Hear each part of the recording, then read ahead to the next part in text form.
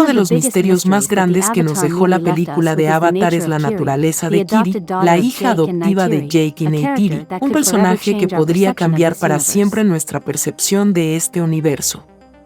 Kiri demostró que tenía una conexión especial con Pandora, que podría convertirla en un tipo de elegida, con el poder de controlar todos los elementos de este planeta.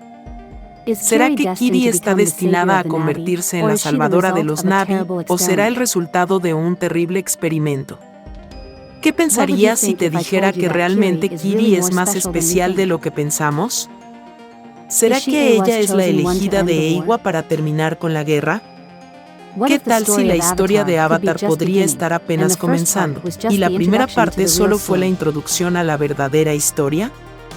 La historia de la unión entre humanos y los Na'vi. ¿Deseas saber a lo que me refiero? Pues no te despegues de este video. Y si te gusta todo lo relacionado al universo de Avatar, Marvel y DC, no olvides suscribirte a este canal. Esta es Eywa. Bienvenidos a Oasis Geek. First, let's talk about the movie's explanation of this character. According to the story, Kiri is the biological daughter of Dr. Grace. After this scientist lost her life, her avatar went into a coma but was already pregnant. Since her avatar was safe, she was able to continue and complete her pregnancy. The mystery of Kiri's origin begins here. She may come from a natural origin, a scientific origin, or even a mystical origin. Kiri has human traits as her mother was a human, and her avatars are a bit different from the original Na'vi, which caused Kiri to feel the rejection by her own society while growing up. From a very young age, Kiri demonstrated great skills by taming a banshee at a very young age, just by offering to be her friend. It is as if all of Pandora's nature respected her. We even saw several scenes in which Pandora's creatures and plants respond to Kiri as if she could control them with her mind. Hence the theory is that if she manages to control her powers well, she could control all of nature as a whole. Kiri is very sensitive and connected to the world around her, the animals, the plants, the rhythm and balance of life, much more so than a normal Na'vi. She has an experience when she dives into the ocean.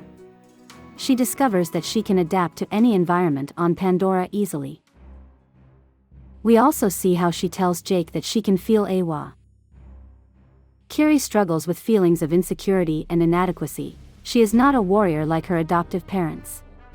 She admires her family and wishes she was more like them, especially Neytiri and Spider, with whom many have claimed she might have a love interest. But Kiri's story could hold a disturbing secret, and it's because the film shows us that maybe there's something not quite right with her. Maybe she is a danger to Pandora, but she doesn't know it yet. When Kiri connects with the tree of the Metkayina clan, she meets her mother and approaches her to ask her about her father's origin, but Grace can't tell her anything. In fact, we see how Grace reacts negatively to this question. This could indicate to us that Kiri's origin could be human, and Grace is horrified at the idea of her body parts being taken to create a kind of hybrid clone. First, let's talk about the theory that Kiri is an evil clone. For many decades, humans have researched different ways to adapt to Pandora. Avatars were the most ideal way, as they could interact with the planet as a whole. When humans arrived in Avatar, they discovered that this planet was toxic and that they could not survive on it if they did not adapt to the environment. After they cloned the Na'vi and created the avatars, they surely realized that cloning them is not enough. They need soldiers who can conquer the planet, and take advantage of all its resources, including Eywa herself. This theory points to the fact that Kiri could be the result of genetic engineering. That they used the genes of Grace and her avatar to create the perfect hybrid. A hybrid that has powers because it was designed that way. In this theory, Kiri would be the first of many, and other avatars could have the same powers as her. Although there is also another possibility. The answer to the question of what Kiri really is could be found in one of the questions the movie left us with. This movie leaves us with doubt of what is the true origin of Kiri's father, but I think this was a way to divert the viewers, to make us question who is the father of the young Navi, even if she doesn't really have one. Let me explain. There is an element that had yet to emerge in the Avatar films, and this is the hero's journey. Characters like Anakin Skywalker in Star Wars, or Neo in The Matrix, are characters that represent the archetype of the Chosen One, that messianic figure that comes into the world, and Kiri comes as a response to this. Perhaps the answer lies within a possible child between Kiri and Spider. A human with a hybrid Navi could result in a unique species of humans and novice, who could exist on Pandora without needing to adapt to that environment and live in peace. Though of course, this would perhaps happen at the end of the story. I think the next Avatar movies will show more and more Kiri's importance and her role as Eywa's chosen one.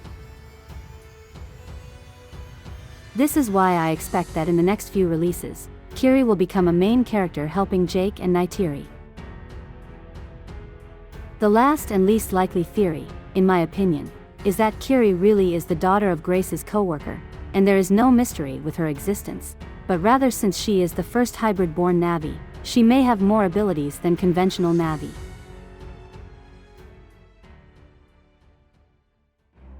But tell me, what do you think of this theory?